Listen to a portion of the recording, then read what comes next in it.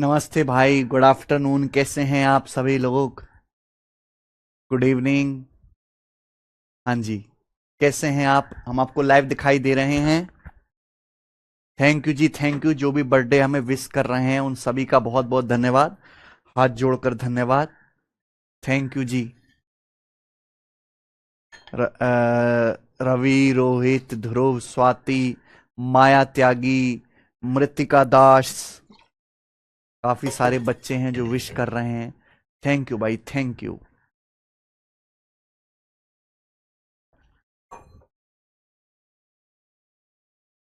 तो आज हम पूरे 30 वर्ष के हो गए मेरे भाई। 30 इयर्स यार। हाँ, 30 साल। कितनी बड़ी लंबी जर्नी हो गई है ना। आधे आधा जीवन निकल ही चुका है मेरा भाई। आधा ही बाकी है। लेकिन फिर भी इस 30 साल जो है जीवन में मैंने बहुत कुछ देखा, बहुत कुछ सीखा, बहुत कुछ जाना, बहुत कुछ पाया भी। बहुत कुछ पाया भी। आप लोगों को पा गया। आप लोगों को पढ़ा गया। आप लोगों का प्यार मिल गया। और क्या चाहिए मेरे भाई? इतनी इतनी उम्र में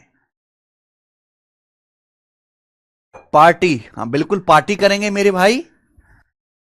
अभी तो हम बच्चे जैसे ही हैं वैसे।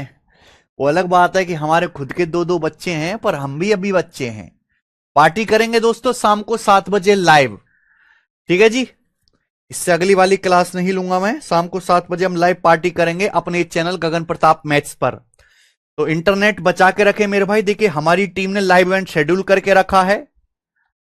बर्थडे सेलिब्रेशन का गिफ्ट लाइव इवेंट शेड्यूल करके रखा है। शाम को 7 बजे लाइव मिलेंगे मेरे भाई यहां। ठीक है।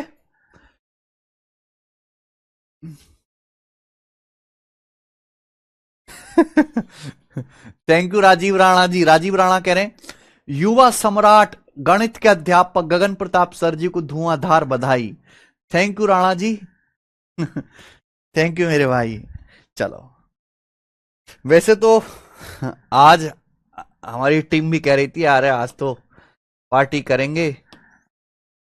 हमने एक व्यवस्था भी करवाई भाई, गर्मी बहुत ज्यादा पड़ रही है। हमने सोचा कि आज रुआवजा बनवाते हैं। रुआवजा, हमदर्द रुआवजा है ना, कि भाई रुआवजा बंटवाते हैं। हमने बर्फ वगैरह भी मंगवाई और रुआवजा भी तैयार करवाया। अब गर्मी पड़ी नहीं आज, ऊपर से बारिश और होने लगी यार। और हमने 4 ड्रम भर के जो है रुआवजा बनवा लिया यार, देखो। चलिए शुरू करते हैं प्यारे भाई आज की कहानी। और मिक्सर हम पढ़ चुके हैं, एलिगेशन चैप्टर पढ़ रहे हैं। 2 ही शीट है इस चैप्टर में। पहली शीट हमारी हो चुकी है, दूसरी शीट भी छोटी सी है। ठीक है। और ये चैप्टर भी हमारा एंड होने वाला है, एलिगेशन।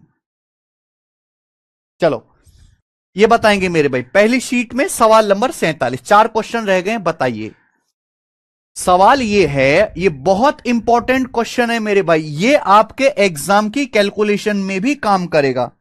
चलो, और इस सवाल को करने के मैं आपको 2 तरीके बताऊंगा। Very very very very important सवाल हम इसको कहेंगे। जरूर आता है मेरे भाई ये हर साल सवाल, वेरी वेरी इंपॉर्टेंट। एक टेस्ट में 180 मल्टीपल चॉइस क्वेश्चन है। ठीक है। एक कैंडिडेट को 4 नंबर मिलते हैं हर करेक्ट आंसर पर। भाई अगर आप सही आंसर बताओगे तो आपको 4 नंबर इस पर दिए जाएंगे। फॉर एवरी अनअटेम्प्टेड और wrong answer question 1 mark is deducted from the total score of correct answer. यानी कि अगर आपने मेरे दोस्तों गलत जवाब बताया या आपने क्वेश्चन को अटेम्प्ट नहीं किया तो भी आपका 1 नंबर माइनस कर लिया जाएगा मेरे भाई आपके करेक्ट आंसर्स में से।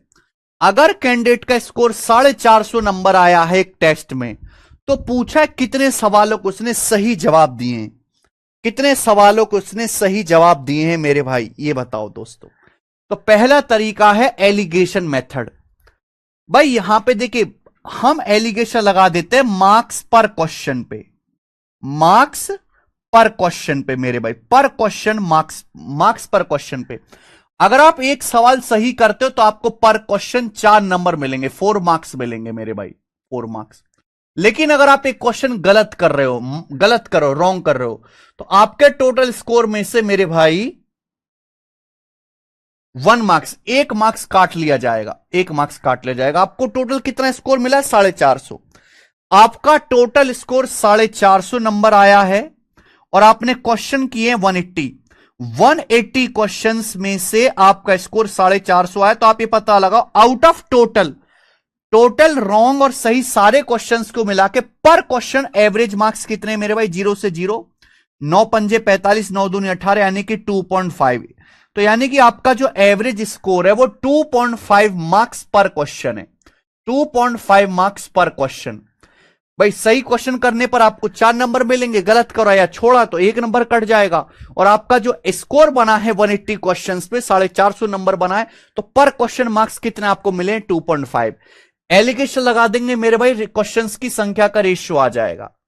2.5 में से माइनस का 1 घटाएंगे 3.5, और ये क्या आएगा मेरे भाई? ये 4 में से 2.5 घटाएंगे 1.5, ये आ गया बच्चों यहां से 3.5 और 1.5। ठीक है जी। और ये आप ले लेंगे रेशियो,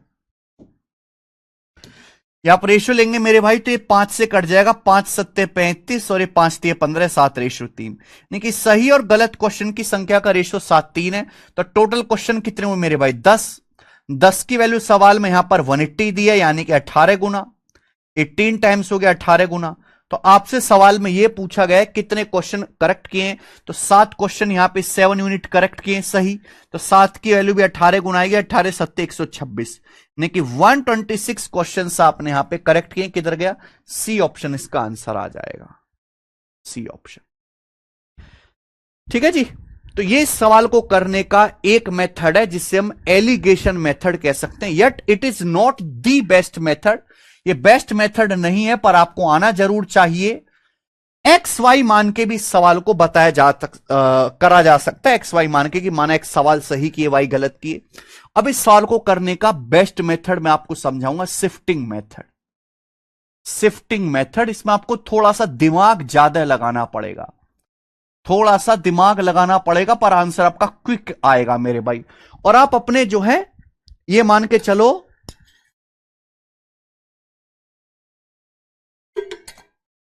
बहुत सारे सवालों में तरीका लगाना। सर जी एक बार बताना 2.5 क्या? देखो भाई, एक एग्जाम में क्वेश्चन कितने? 180 क्वेश्चन है, 180 क्वेश्चन है। आपको 180 क्वेश्चंस अटेम्प्ट करने पर कितने नंबर मिले? 450 नंबर आपको मिले। 180 क्वेश्चंस पे आपको 450 मार्क्स मिले, तो एक क्वेश्चन के मार्क्स कितने? डिवाइड कर दिया 2.5, 2.5 मार्क्स पर क्वेश्चन। सही क्वेश्चन का मार्क्स है 4 मार्क्स पर क्वेश्चन, रॉन्ग क्वेश्चन का -1 मार्क्स पर क्वेश्चन। और सभी पे मिलाकर आपको 180 क्वेश्चन पे 450 नंबर मिले, यानी कि 2.5 मार्क्स पर क्वेश्चन। ठीक है जी। चलो बच्चों, दूसरा मेथड समझाता हूं शिफ्टिंग का, थोड़ा दिमाग लगाइए मेरे भाई, थोड़ा दिमाग लगाइए। देखिए एक एग्जाम में 180 मल्टीपल चॉइस क्वेश्चन है, 180।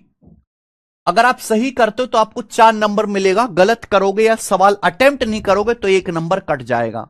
भैया दिमाग लगाना मेरे दोस्तों, ठीक है। जब आपके आंसर की आती है, आप यहां से भी एक कैलकुलेशन कर सकते हैं। मैंने मान लिया कि माना आपने सारे के सारे क्वेश्चन 180 करेक्ट किए, मैंने मान लिया कि माना आपके सारे के सारे सवाल 180 करेक्ट हैं। भाई पेपर में कितने क्वेश्चन है? 180 क्वेश्चन है। मान लीजिए कि सारे के सारे क्वेश्चन आपने सही किए, मान लिया कि आपने सारे के सारे क्वेश्चन 180 के 180 सही किए। अब एक क्वेश्चन 4 नंबर का है, एक क्वेश्चन करेक्ट कितना? 4 नंबर का। अगर आपने 180 सवाल सही किए तो आपके नंबर कितने आने चाहिए? 720 नंबर आने चाहिए। मैंने ये मान लिया कि माना तुमने सारे 180 के 180 सवाल सही किए, एक सवाल सही करने पर 4 नंबर मिलते हैं, तो 180 सवाल को आपको 720 नंबर मिलना चाहिए। लेकिन एक्चुअली में आपको स्कोर मिला कितना? 450 नंबर। एक्चुअली में आपके नंबर 450 ही आए 720 की बजाय। एक्चुअली में आपके मार्क्स तो 450 ही आए हैं। आप बोलोगे हां जी सर बिल्कुल 450 नंबर ही आए, तो कितने मार्क्स कम आए? 720 में से 450 आप घटाइए 270, तो आपके 270 मार्क्स कम आए, 270 नंबर आपके कम आए हैं। भाई मैंने मान लिया कि माना आपके 180 सवाल सही हैं, अगर एक सवाल 4 नंबर का है तो आपके 720 नंबर आने चाहिए, पर आपके नंबर आए एक्चुअली में 450। तो 720 से 450 कितना कम हो गया? 270 नंबर कम आए।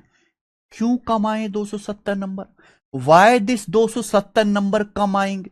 क्योंकि आपके सारे सवाल सही नहीं है, कुछ सवाल गलत हैं। गलत सवालों की वजह से आपके 270 नंबर कम हुए, गलत सवालों की वजह से।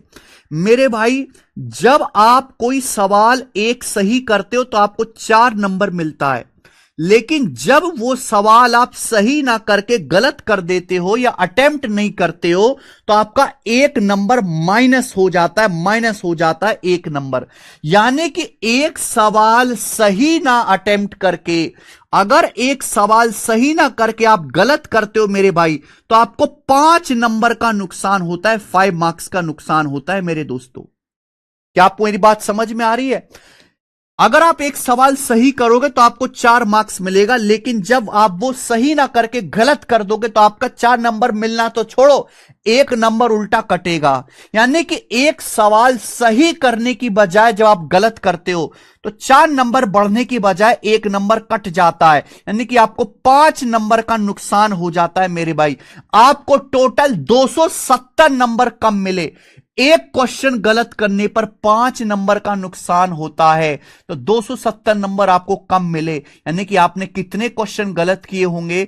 270 को 5 से भाग करेंगे, 54 क्वेश्चन आपने रॉन्ग किए, और यही सवाल का आंसर आ जाएगा डायरेक्ट। आपने टोटल 54 क्वेश्चन गलत किए मेरे भाई, लेकिन सवाल में पूछा सही कितने किए? 180 में से आपने 54 क्वेश्चन गलत किए, तो बाकी बचा 126 क्वेश्चन आपने एकदम सही अटेम्प्ट किए, तो आंसर 126 आ गया। ये इस सवाल को करने का सेकंड मेथड है, इसे कहते हैं shifting method.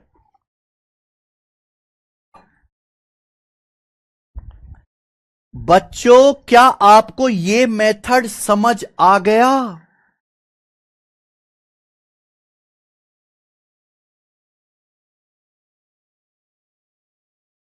Thank you Prashant Verma. Shifting method मेरे भाई,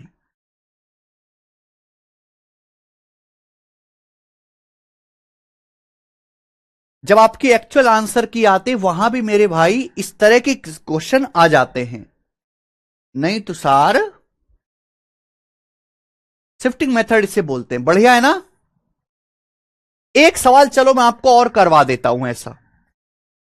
अलग है, सारा लैंग्वेज अलग है, पर मेथड मैं आपको शिफ्टिंग मेथड से ही बताऊंगा। ये बताना जरा, ये देखो सवाल, ये भी पेपर का पूछा हुआ सवाल है, रेलवे में भी सीडीएस में भी। हां, अभी तक एसएससी में तो नहीं आया ये वाला, लेकिन A laborer was appointed by a contractor on the condition he would be paid 75 rupee for each day of his work, but would be fined at the rate of 15 rupee per day for each absent. देखो मेरे भाई, एक ठेकेदार ने एक मजदूर को काम पे रखा, लेकिन इस शर्त पे रखा है कि भाई वो काम अगर करेगा तो उसे एक दिन का 75 रुपए दिया जाएगा। कितना? 75 रुपए पे किया जाएगा। जितने दिन वो काम करेगा पर डे का 75 रुपए दिया जाएगा। लेकिन अगर उसने छुट्टी करी, काम से एब्सेंट रहा, तो 75 रुपए मिलना तो छोड़ो, 15 रुपए पर डे का फाइन देना पड़ेगा। उल्टे 15 रुपए मजदूर को देने पड़ेंगे, अपने ठेकेदार को, अगर मजदूर ने छुट्टी मार दी। क्लियर है? आप बोलोगे हां जी सर। आगे पढ़िए सवाल। सवाल बोला, आफ्टर 20 डेज, 20 दिन के बाद कॉन्ट्रैक्टर ने लेबर को 1140 रुपए पे किया। 20 दिन के बाद कॉन्ट्रैक्टर ने मजदूर को कितना पेमेंट किया? 1140 रुपए पेमेंट किया है। तो पूछा मजदूर कितने दिन काम से एब्सेंट रहा, कितने दिन की छुट्टी मारी है 20 दिनों में। समझ में आ गया सभी को सवाल? ये बिल्कुल पिछले सवाल की तरह है, बस इसकी लैंग्वेज अलग है मेरे भाई। मैंने ये मान लिया मेरे भाई कि मजदूर ने 20 के 20 दिन काम किया है। मैंने मान लिया कि मजदूर ने 20 दिन काम किया है, 20 के 20 दिन काम किया, एक भी दिन छुट्टी नहीं मारी। भाई 20 दिन बाद ठेकेदार ने मजदूर को कितने का पेमेंट किया? 1140 रुपए का पेमेंट किया। मैंने मान लिया कि मजदूर ने पूरे 20 दिन काम किया है, एक दिन काम करने का 75 रुपए मिलता है, लेबर को एक दिन काम करने का 75 रुपए मिलता है, तो 20 दिन का कितना मिलना चाहिए? 1500 रुपए। 20 दिन का, एक दिन का 75 रुपए, तो 20 दिन का मिलना चाहिए 1500 रुपए। तो 1500 रुपए मजदूर को मिलना चाहिए, लेकिन मजदूर को एक्चुअली में दिया कितना ठेकेदार ने? 1140 रुपए। मजदूर को ठेकेदार ने पैसा दिया कितना है? 1140 रुपए ही दिया है। 1500 की बजाय 1140 रुपए दिया, 360 रुपए कम दिया। यानी कि मेरे भाई ठेकेदार ने मजदूर को 360 रुपए कम दिया है। देना चाहिए था 20 दिन का 75 रुपए के हिसाब से 1500 रुपए, लेकिन दिया 1140 रुपए। 360 रुपए कम दिया। ये 360 रुपए ठेकेदार ने कम क्यों दिया है? क्योंकि मजदूर ने छुट्टी मारी है मेरे भाई। देखो मेरे भाई, जब मजदूर काम करने आता है तो उसे एक दिन का 75 रुपए मिलता है, लेकिन वो मेरे भाई काम करने की बजाय अगर उस दिन छुट्टी मार देता है तो 75 रुपए मिलना तो छोड़ो, उसको 15 रुपए उल्टे देने पड़ते मेरे भाई। 15 रुपए उल्टे जुर्माना भरना पड़ता है।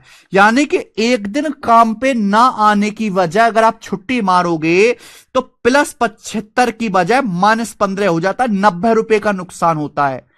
एक दिन काम पे ना आने की वजह से मजदूर को 90 रुपए का नुकसान होता है। जो 75 रुपए मिलने थे वो भी गए और 15 रुपए अपनी उल्टी जेब से जुर्माना भरना पड़ा। तो एक दिन छुट्टी मारने की वजह से +75 की बजाय -15 पे आ जाता है मजदूर, 90 रुपए का नुकसान होता है। अगर आपको 360 रुपए कम मिले, एक दिन की छुट्टी पे 90 रुपए का नुकसान हो रहा है, तो मजदूर ने कितने दिन छुट्टी मारी है? 360 को 90 से डिवाइड करेंगे, 4 बार जाएगा, 4 दिन। तो मजदूर ने कुल 4 दिन छुट्टी मारी और यही आंसर है, सी ऑप्शन। खेल खत्म।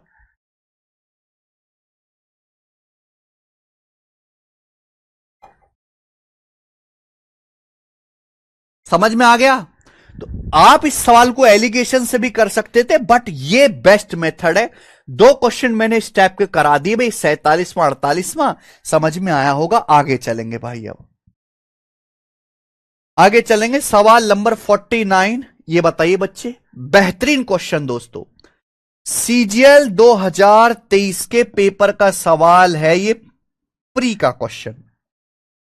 अगला टाइप है मेरे भाई, अगला टाइप ये देखो, Suhani pays tax at the rate of 30% on her entire income of ₹90,000। देखिए, सुहानी की इनकम 90,000 है और सुहानी अपनी इनकम पर 30% टैक्स देती है। ये सुहानी 90,000 की इनकम पर 30% टैक्स देती है। आगे बोला गया है, रितिका 40% टैक्स देती है अपनी एंटायर इनकम वाई पर। रितिका ₹Y कमाती है और अपनी इनकम का 40% टैक्स देती है। सवाल में आगे बोला गया, overall tax rate on their combined income comes to 37%।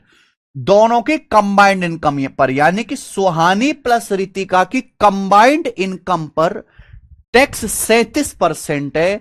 तो वाई का मान पूछा है, वाई मतलब रितिका की इनकम पूछी है। देखिए, 2 लड़कियां हैं, सुहानी और रितिका। सवाल में रेट ऑफ इनकम टैक्स दिया है। मैं आपको परसेंटेज चैप्टर में पढ़ा चुका हूं कि रेट ऑफ इनकम टैक्स कैसे निकालते हैं।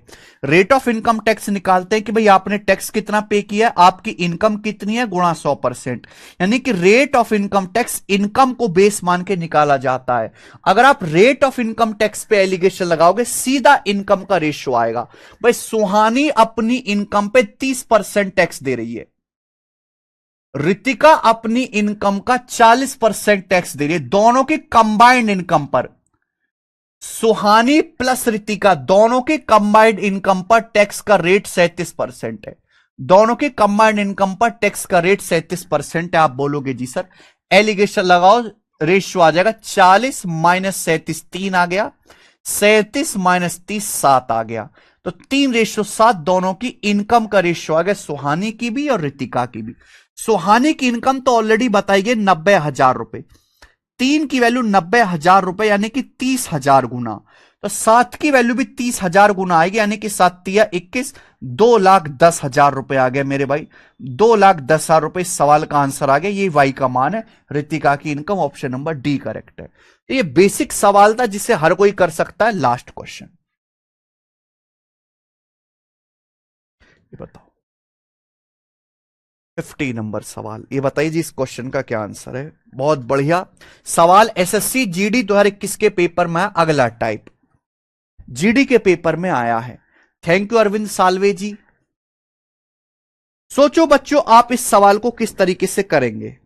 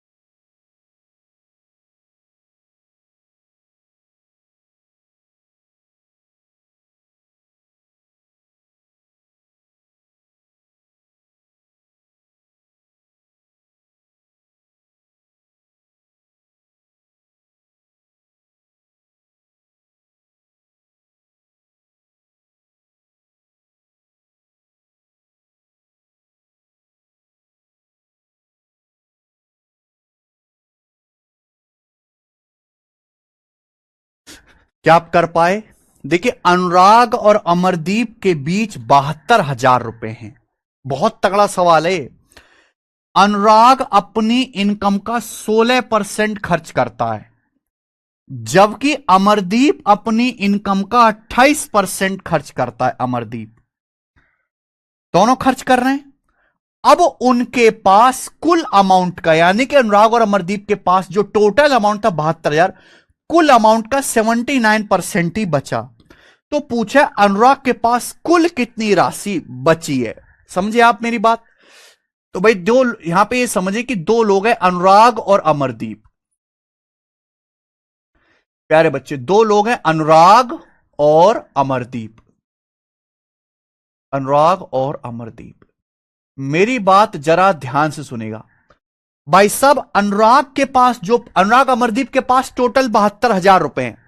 अनुराग अपनी इनकम का 16% खर्च कर दे रहा है।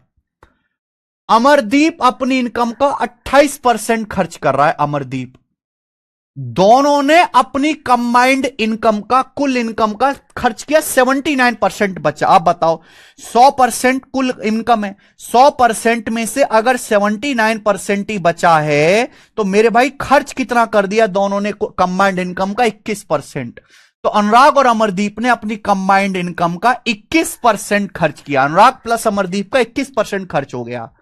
तो ये इनकम का खर्च हो रहा है। तो एलिगेशन लगाओगे, सीधा इनकम का रेशियो आ जाएगा दोनों के, 28 माइनस 21 7, और 21 माइनस 16 5।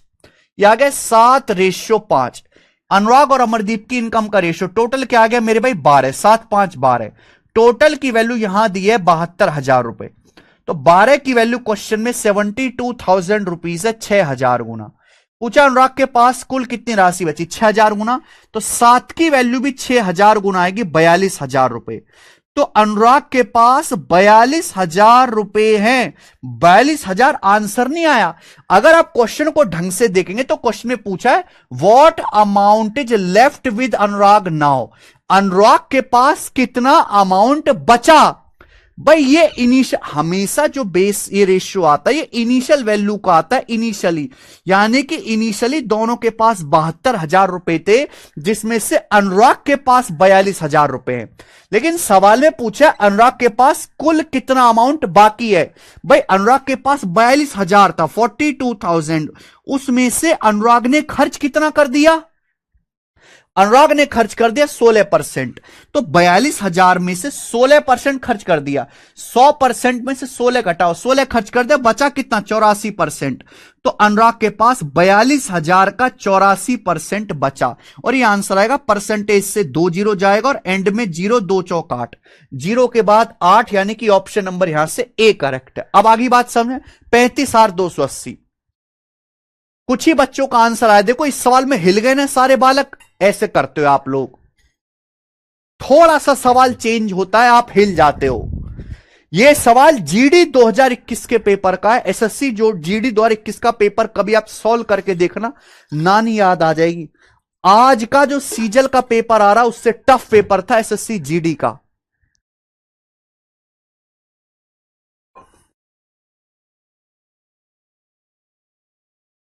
समझ में आया? ठीक है भाई, आगे चलेंगे। अच्छा आगे क्या चलेंगे? तो शीट खत्म होगी पूरी एलिगेशन की। एलिगेशन की दूसरी शीट आएगी मेरे भाई। दूसरी शीट मैंने बना के रेडी कर दी है, शीट को अपडेट कर दिया है।